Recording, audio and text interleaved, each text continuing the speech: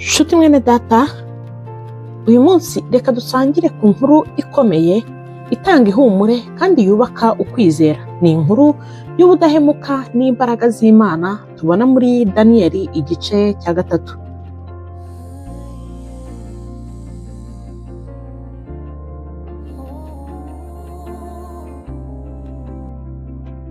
Niba warigeze kumva ko ugeragejwe ku isi igushyizeho igitutu, kudafite aho ufata, mbese ukabona ko ibintu bikuyobeye, ni ukuri wari ukwiye gukurikirana iyi nkuru neza kuko ni iyawe. Reka duhurire hamwe rero muri uru rugendo rw'iminota mike, dusangirire ijambo ry'ukuri ritwibutsa ko tutari twenyine n'iyo turi mu itanura ryaka umuriro. Nshuti mwene data, ndakwinginga utekereze kuri iki kintu, wibaze kuba waba uri mu gihugu kitari cyawe, maze umwami waho akavuga ngo mukwiye gukora iki, mukavamo muri abantu 2-3, muvuga muti ntabwo iki ngiki tugikora, ntabwo twe twaramya iki gishusho cyawe kubera ko dufite umwami wacu. Ibyo ni ibyabaye ku bagabo 3 aribo Shadraki, Meshaki na Abedenego, banze kuramya igishushanyo cy'umwami Nebukadinezari yari yubatse, kuko bavuga bati umwami wacu ni Yesu Kristo, kandi yarababwiye ko nibatabikora bagomba gupfa. Reka ibyo tubigereranye n'ubuzima bwacu busanzwe.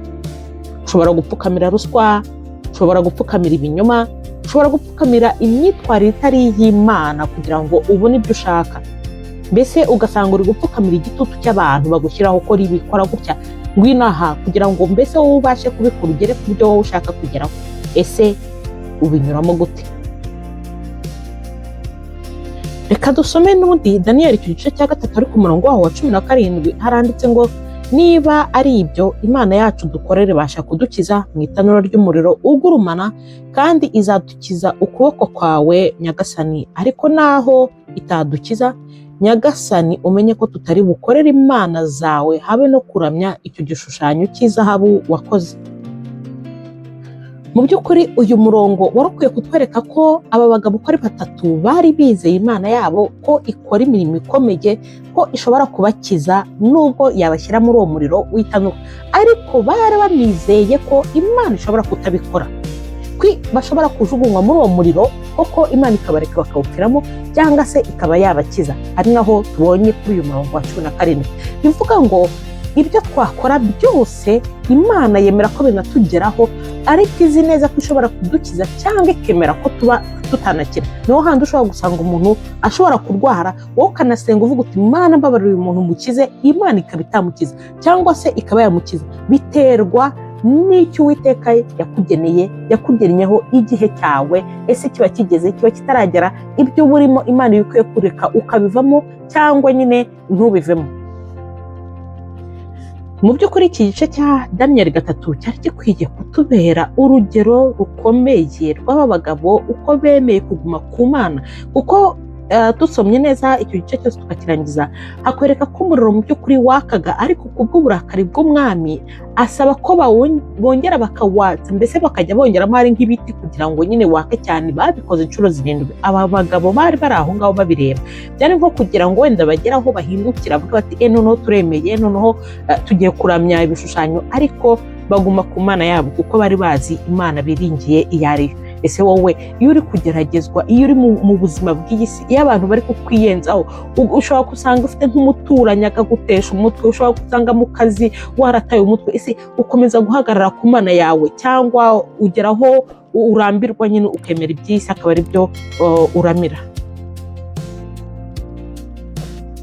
Aha twaganira, wanakwandika muri komenti ukatubwira wowe icyo usigaye uhitamo ubu ngubu. Ese ukomeje guhitamo ukuri niyo kwaba kukubabaza?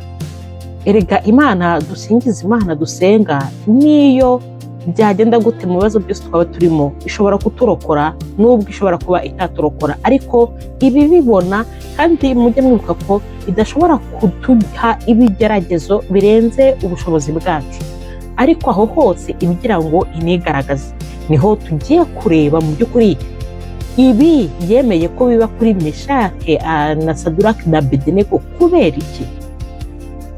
Dore rero icyaje kuba, wa mwami yaje kujugunya, yasabye ko bajugunya aba bagabo 3 mu muriro. ariko ngo bareba bakabonamo abagabo 4 kandi akabona ba bagabo ntago bigeze bafatwa n'umuriro, barimo barawuzengurukamo nta kibazo na gito bafite. Nyuma nibwo wa mwami yaje gusaba ko bakuramo ba bagabo mu muriro. Basohotse basohoka ari 3 kandi mu muriro yababonagamo ari 4. Umwami Yesu Kristo yaraje abana nabo muri wa muriro. Ariko bene data, uzi icyavuyemo? Havuyemo kuba wa mwami yizera Imana y'aba bagabo 3.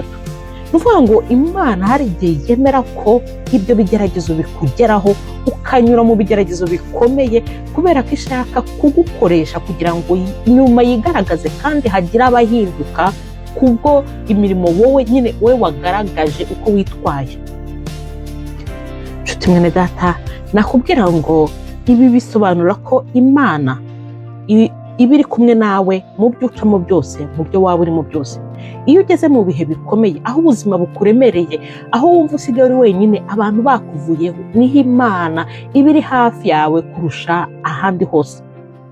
Rero itanura mu buzima bwacu busanzwe bishobora kuba umubano wenda uri gusenyuka hagati y'inshuti, hagati y'umuryango, ushobora kubura akazi, ushobora kuba uri mu ndwara, ushobora kuba ufite agahinda, ushobora kuba ufite umunabi nta wamenya watewe n'iki, ushobora kuba ufite abantu barimo baguseka bitewe n'inzira uri kunyuramo cyangwa se mu kazi, abantu nyine ibyo byose ni iryo tanura uba uri kunyuramo. Ariko uba uri kurinyuramo gute? Ese urakomera ugahagarara ukaguma ku Mana yawe kugira ngo Imana izi kwiyereke? Maze rero iyo wemeye ko Uwiteka abana nawe muri iryo tanura ry'ubu buzima waba uri kunyuramo, niho Uwiteka agufasha ukabisohokamo mbese nta nkovu ufite, nta bwoba bw'ejo hazaza, ukaba ukomeye, uri umuntu ukomeye kandi n'ukuri Imana ikakuzamura ukanamenyekana, ukagira urwego ugeraho, ugahindura benshi, kuko akenshi Imana nta kindi ikora. Twe twayemeye, twe twayakiriye, ibishaka ko mbese tuhagarara nk'aho turi mu mwanya wayo kuri iyi si, tugakora imirimo ikwiriye kugira ngo abantu bahindukire bayemere binyuze muri twebwe. Rero iyo ubona ugeze mu bigeragezo cyangwa uri mu kibazo runaka, jya wumva ko Uwiteka arimo aragukoresha kugira ngo abantu 2, 3 cyangwa 4 bahindukire bakire umwami Yesu Kristo. Nshuti mwene data, nukuri wumve ko ukwizera kwawe, ubudahemuka bwawe n'uburyo uhagarara ku kuri bishobora guhindura ubuzima bw'abandi, kandi iyo niyo ntwaro n'ukuri yawe, nicyo gihamya cy'uko ufite Imana muri wowe. Nshuti mwene data, ushobora kuba nawe hari itanura ry'umuriro urimo muri iyi minsi, muri ibihe, ariko reka nkubwire ngo nturi wenyine, kuko hari undi uri kumwe nawe, ari we Yesu Kristo, umwana w'Imana. Ahubwo ntuzigere ucika intege, ugeragezwe n'iby'iyi si bikurushe imbaraga ngo uhindukire, ahubwo komera ku mwami Imana kandi wiringire, wizere ko azagufasha muri byose, ukazabisohokamo amahoro nk'uko yafashije aba bagabo 3. Reka ngusabe wandike muri komenti wenda icyo wakuyemo muri iyi Daniyeli 3 cyangwa ibigeragezo waba urimo wumva twafatanya gusenga, ndetse ukore na like, ukore share, usangize iyi nkuru umuntu wese ukeneye kumenya ko atari wenyine mu itanura yaba arimo, kandi ukore na subscribe niba utarayikora. Ndetse nkomeje gushimira na buri wese wakoze subscribe. Imana iduhane umugisha.